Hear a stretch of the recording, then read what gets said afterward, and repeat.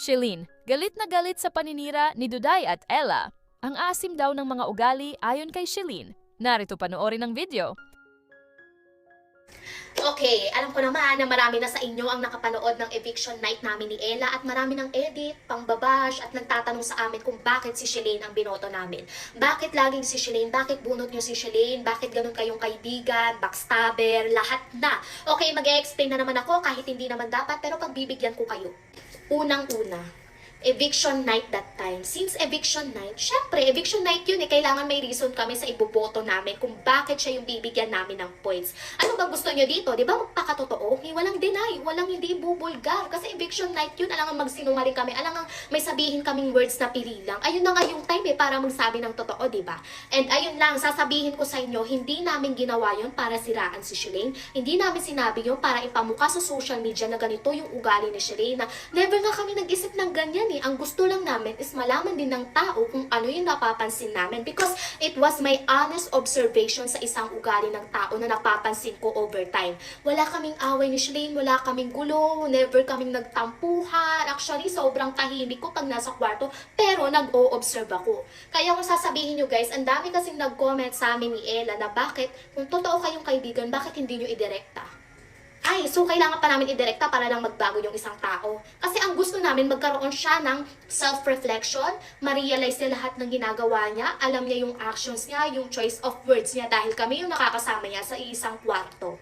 Sa totoo lang, mas gusto pa namin maging honest eh. Mas gusto pa namin ganun yung sinasabi namin kaysa magpa-play safe kami. Yung ba yung sinasabi nyo, nagpapa-play safe kami, bigla namin ibubulgar lahat. Eh di ba pagpapakatotoo naman talaga yung kung ano yung sabihin namin? Kasi kung may masabi man kami or wala, ganyan yung mga sinasabi nyo dahil hindi ko alam sa inyo, pero mas gugustuhin pa namin maging honest kaysa sabihin na okay lang, puro okay lang, ito lang, sige, ito, ganito lang yung observation ko sa tao. Ano yun? In denial ka, te? Tsaka bakla, wag niyo isipin agad na hate or paninira yun. Baka kailangan lang talaga natin tumanggap kung ano yung totoo, di ba? Isa pa, hindi porket kaibigan kami, susuportahan na namin yung ginagawa ng tao kahit hindi na nakakatulong sa kanya. Ganun ba yung gusto nyo? Kasi sa totoong buhay, hindi mo kailangan sabihan yung isang tao para lang matuto. So, paano ka mag-grow? Di ba? So yun guys, madaling araw na, sobrang madaling araw na ng umaga, na para bang 1:12 AM na ng umaga. Ay nako, sakto si Ate Maris nandito sa Maynila. Pinuntahan kami sa condo namin para lang magkape. Ayan o. Yan. Yes! Araw Yes. na!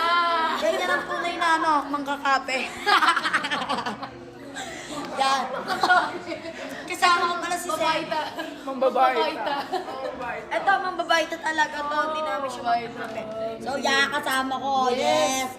Kumbaga, para early siya eh. Oo, syempre. Another kape, another chismis. Ganon. Ganon. Sinundo nila kami para magkape. Para lang din makapag-chismisan. Alam mo Alam mo, di ba? Alam na alam mo yung gusto ko eh, kape. Oo, Kumbaga, alam ko talaga. Kabisado. Iba kasi kapag, kabisado ko na. eh, may isa dito nandiyan lang tayo. Siya lang to. Bait ako lang daw siya. Sa energy. Basta yan, mamaya na lang ulit kasi magchichismisan mo lang. Yes, meron na naman kami another coffee date, another chismis. Ganon. Sige, leche, dabay na muna. So yun nga, papasok na kami. Patakak. Tatlo binili ko. Oh, tatlo!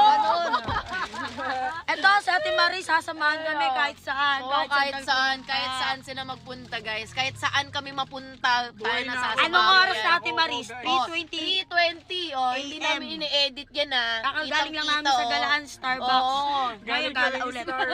Ganun. Ganun namin kamahal si Ate Maris. Mahal na mahal namin si Ate Maris. Kahit yun. Basta mahal namin si Ate Maris kahit anong mangyari.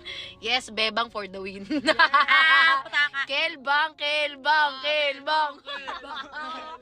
Ito, makakain na siya. Masaya na siya eh. Yun, basta may saging. Ganun eh. Dati ka bang unggoy? Ganon, unggoy ata to eh. Ano, sabihin mo na sa akin sa'yo, baka unggoy ko. Tumigil ka nga. Sabihin mo na sa akin, baka unggoy ko. Ganon, mamaya na ulit. Update na lang namin kayo.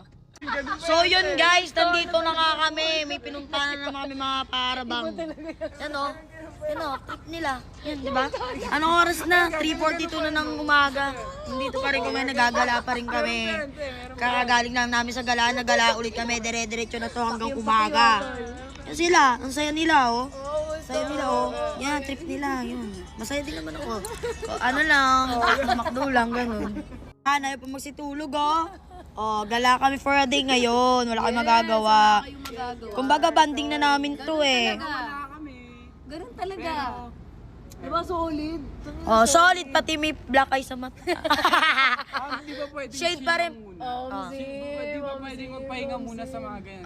Kumbaga naka-shade pa rin siya kahit wala ng init, ganun. Kasi nakakahiya minsan. Hindi.